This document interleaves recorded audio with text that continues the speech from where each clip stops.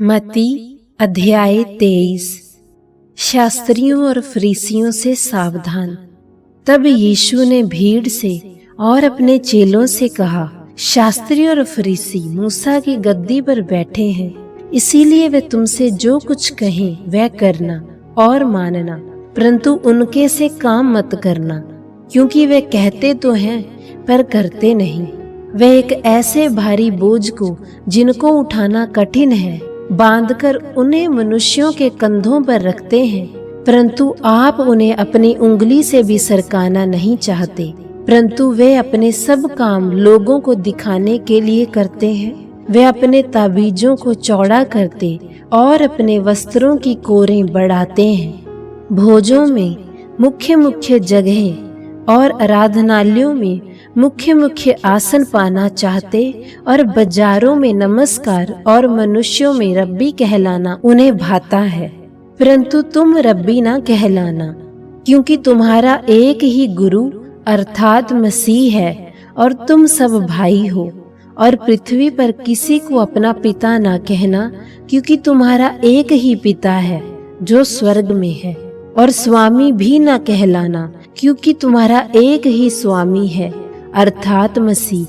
परंतु जो तुम में सबसे बड़ा हो वह तुम्हारा सेवक बने, और जो कोई अपने आप को बड़ा बनाएगा वह छोटा किया जाएगा, और जो कोई अपने आप को दीन बनाएगा वह बड़ा किया जाएगा।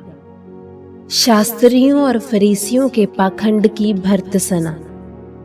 परंतु हे कपटी शास्त्रियों और फरीसियों, तुम पर हाय, तुम मनुष्यों के लिए स्वर्ग के राज्य के द्वार बंद करते हो, ना तो स्वयं ही उसमें प्रवेश करते हो और ना उसमें प्रवेश करने वालों को प्रवेश करने देते हो।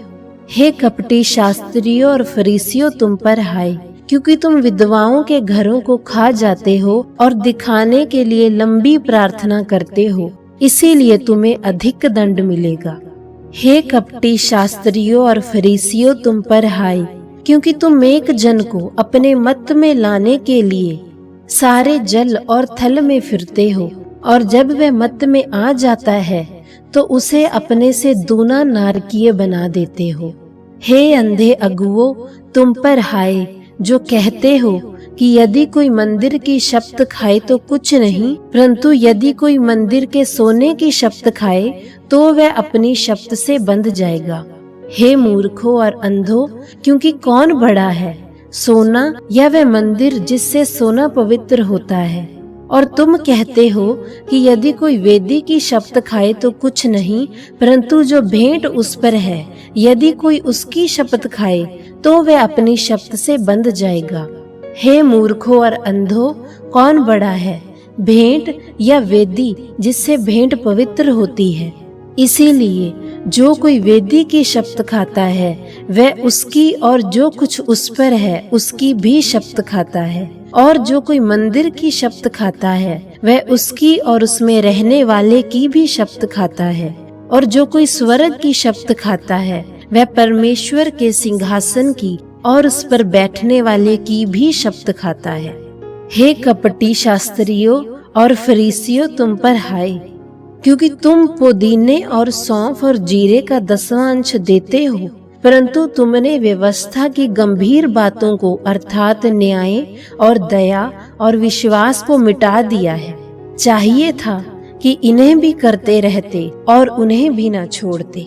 हे अंधे अगुओं, तुम मच्छर को तो छान डालते हो, परंतु ऊंट को निगल जाते हो। हे कपटी शास्त्रियों और फरीसियों, तुम पर हाय, क्योंकि तुम कटोरे और थाली को ऊपर ऊपर से तो मांजते हो, परंतु वह भीतर अंधेर और असंयम से भरे हुए हैं। हे अंधे फरीसी, पहले कटोरे और थाली को भीतर से मांज कि वे बाहर से भी स्वच्छ हों। हे कपटी शास्त्रियों और फरीसियों, तुम पर हाय, क्योंकि तुम चूना फिरी हुई कब्रों के समान हो, जो ऊपर से तो सुंदर दिखाई देती हैं, परंतु भीतर मुर्दों की हड्डियों और सब प्रकार की मलिनता से भरी हैं। इसी रीति से तुम भी ऊपर से मनुष्यों को धर्मी दिखाई देते हो, परंतु भीतर कपट और अधर्म से भरे हुए हो। शास्त्रियों और फरीसियों के दंड की भविष्यवाणी। हे कपटी शास्त्रियों और फरीसियों, तुम पर हाय, क्योंकि तुम भविष्यद्वक्ताओं की कब्रें बनाते और धर्मियों की कब्रें संवारते हो और कहते हो कि यदि हम अपने बाप दादों के दिनों में होते तो भविष्यद्वक्ताओं की हत्या में उनके साझी ना होते। इससे तो तुम अपने आप पर ही गवाही देते हो कि तुम भविष्यद्वक्ताओं के घातकों की संतान हो। तब तो तुम अपने बाप दादों के पाप का घड़ा भर दो। हे सांपों, हे करैतों की पीढ़ी, तुम नरक के दंड से कैसे बचोगे?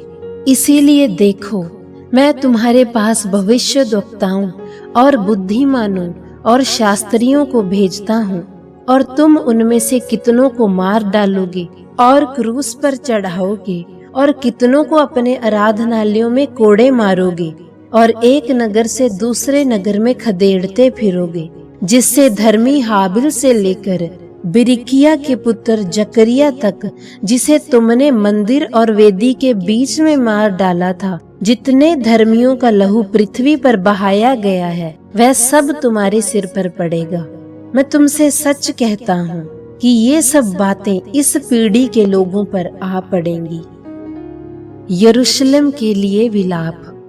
हे यरूशलेम, हे यरूशलेम, तू जो भविष्यद्वक्ताओं को मार डालती है और जो तेरे पास भेजे गए हैं उन्हें पथराव करती है, कितनी ही बार मैंने चाहा कि जैसे मुर्गी अपने बच्चों को अपने पंखों के नीचे इकट्ठा करती है, वैसे ही मैं भी तेरे बालकों को इकट्ठा कर लूं, परंतु तूने ना चाहा।